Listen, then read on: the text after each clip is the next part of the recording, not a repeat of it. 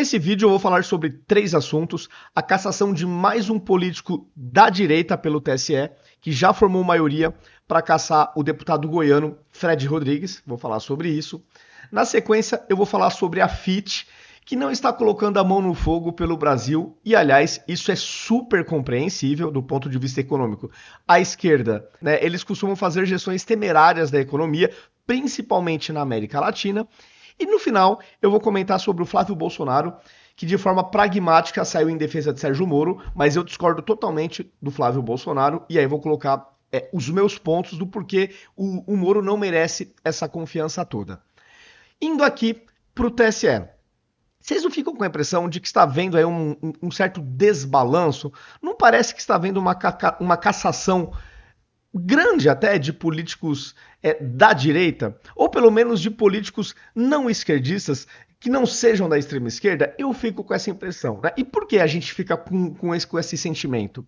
Bom, na própria imprensa, a gente vê jornalistas, especialistas, falando que o STF já cruzou a linha do judiciário e agora ele interfere na política, ele legisla, ele está se autoimpondo superpoderes. Isso a gente vê na imprensa. Então, a partir do momento que a gente começa a ter essas informações de uma politização do judiciário, e hoje, obviamente, a composição é majoritariamente de esquerda, a gente fica com uma pulguinha atrás da orelha natural, né? A própria imprensa nos dá insumo para ficar com essa pulguinha atrás da orelha. Aqui, eu não vou cravar que essa seja a causa raiz, tá? Mas que a gente fica desconfiado por tudo que a gente vê da própria imprensa de esquerda, então a gente realmente fica meio preocupado. Então aqui nesse caso, o TSE já formou maioria para cassar o Fred Rodrigues. Aqui basicamente, inclusive, tá, vale a pena citar, o Cássio Nunes Marques também votou a favor da cassação dele. Aqui só para vocês entenderem o motivo da cassação, a ação pelo indeferimento da candidatura de Fred foi apresentada pela Procuradoria Regional Eleitoral referente à não prestação de contas da eleição de 2020, quando concorreu. As mesmas contas foram apresentadas no ano seguinte, em 2021, mas fora do prazo. Por isso, ficou considerado como não prestadas. Tá? Então, basicamente, o Fred Rodrigues foi cassado por isso. Eu não sei se isso costuma acontecer, tá? Mas eu fico pensando, será que se fosse um político de esquerda, dado tudo isso que eu já falei, da própria imprensa admitir que o judiciário está politizado, eu fico me perguntando, se fosse um político de esquerda, será que isso aqui seria motivo para cassação? Espero que sim, porque a justiça tem que ser igual para todos, mas a gente fica sempre se perguntando. Uma coisa também que explica como ele era um político que combatia muitas ideias da esquerda, ele, por exemplo, foi autor do projeto que visa proibir o bloqueio puberal e hormonioterapia cruzada em crianças ou adolescentes menores de 18 anos para a transição de gênero, que foi aprovado, inclusive, nesta sexta-feira na Assembleia. Então isso mostra que isso aqui é uma pauta super cara para a esquerda. E ele foi lá e bateu de frente. Eu acho que essas coisas também podem criar uma antipatia do establishment por ele. Se tudo que a imprensa fala de politização do judiciário for verdade, né? A gente aqui sempre, a gente tem que ficar opinando com medo, né? Mas são coisas que a gente vê na imprensa dessa politização. Então, será que isso também ajudou a ele perder esse mandato, né? Não sei, não sei.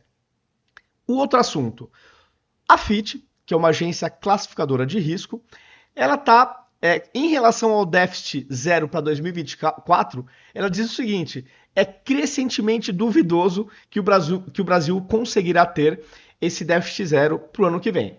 Aí quero pegar aqui um trecho. As autoridades, isso já é um trecho do relatório da FIT, tá? Aspas.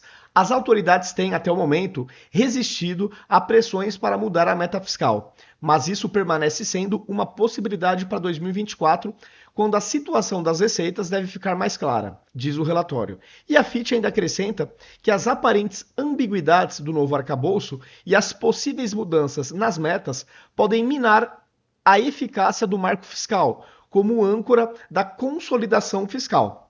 Bom, só o fato de ser um governo de esquerda que, no campo econômico, não é pragmático, é heterodoxo, e a gente não espera coisas boas, né? Nos primeiros mandatos do Lula, só não foi uma tragédia econômica porque o contexto mundial favoreceu.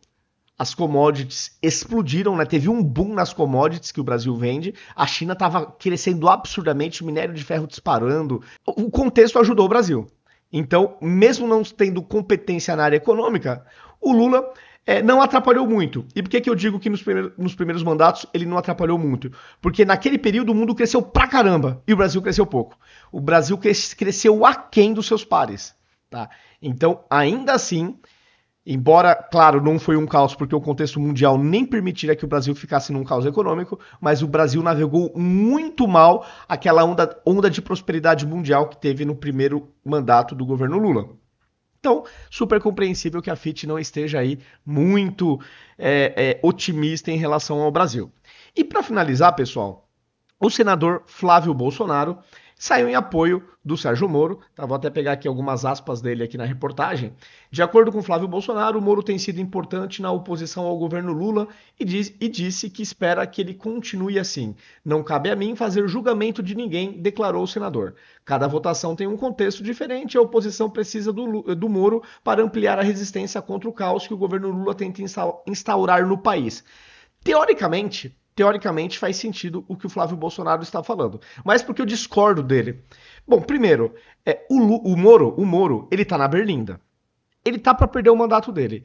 E por estar na Berlinda, penso eu acho difícil ele ter uma atuação forte de oposição contra o governo Lula, porque de repente, vai que nos bastidores, com os esquerdistas, ele não está tentando, de repente, conseguir não ser caçado. Sei lá, a gente está no Brasil, a gente sabe que esse tipo de coisa pode acontecer nos bastidores. Então, por ele estar na Berlinda tão fragilizado, eu não vejo ele sendo um senador combativo, dado esse contexto. Esse é o primeiro aspecto. O segundo, o Moro, infelizmente, tá? E eu digo aqui realmente, infelizmente, ele não é digno da nossa confiança. O Moro, lembrando as traições mais recentes, ele traiu o Bolsonaro, saiu atirando.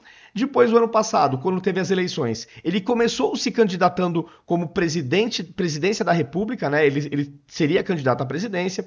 O Podemos deu espaço para ele, gastou dinheiro. Pessoas do seu entorno se mobilizaram por essa campanha à presidência, a candidatura à presidência da República do Sérgio Moro, e ele simplesmente traiu também essas pessoas ao, de repente, subitamente, abortar essa ideia e tentar uma candidatura para o Senado. Eu me lembro ano passado que eu li que teve pessoas ao entorno que foi pegas de surpresa com essa decisão do Moro, que nem comunicou, não chegou a comunicar todo mundo ao seu entorno, que estavam investindo tempo, recursos na campanha à presidência do Sérgio Moro. Então ele também conseguiu trair essas pessoas mais próximas.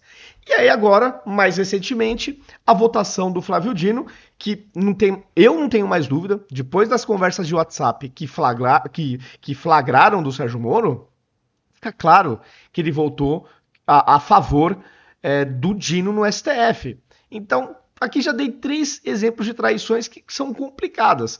Com o eleitorado, com o seu entorno mais próximo na política e no governo que ele pertenceu, do governo Bolsonaro. Então ele conseguiu rasgar a sua biografia. Eu não dou moral pro Sérgio Moro. E eu acho que foi um erro aqui também o Flávio Bolsonaro dar essa moral. Ele até comentou, né, o Flávio, que não cabe a mim fazer julgamento de ninguém. Tudo bem, mas cabe ao eleitor, que deu poder de representação pro Sérgio Moro. E o eleitor do Sérgio Moro está pé da vida com ele. Porque foi uma sacanagem que ele fez. Se não a totalidade, eu acho que 99% do eleitorado do Sérgio Moro não queriam a aprovação do Dino. E ele não concordo com o Flávio Bolsonaro, por mais pragmático que ele queira ser. Para mim, não tinha... não precisa se pronunciar em relação ao Sérgio Moro. Ainda mais se for para defendê-lo. Isso acaba até prejudicando politicamente. Porque o Sérgio Moro já não tem mais credibilidade com o eleitorado. Então, sair em defesa de um político que, ainda que não seja cassado, na minha opinião, vai ser um político de um mandato só, porque o povo não vai mais colocar ele, não vai eleger ele para mais nada, eu também acho que é besteira defender esse tipo de político, que pode ser ainda esse ano, o ano que vem, esse político se for cassado. Então, esse é o meu ponto em relação ao Sérgio Moro. Ele não merece essa moral toda para sair em defesa dele. Infelizmente, tá? Ele tinha tudo para ter uma baita de uma biografia, mas ele conseguiu com muito mérito, jogar na lata do lixo com essas traições que ele fez. Eu comentei essas 3 porque foram as que vieram de cabeça, mas deve ter outras aí, não sei, até coloquei nos comentários. Pessoal, é isso. Comentem se vocês concordam ou não com as minhas opiniões sobre esses 3 assuntos. Naquele ponto que vocês não concordam, coloquem aí nos comentários o porquê. Se gostaram do vídeo, compartilhem. Me sigam nas redes sociais, ativem as notificações. E até o próximo vídeo. Se eu esqueci de alguma,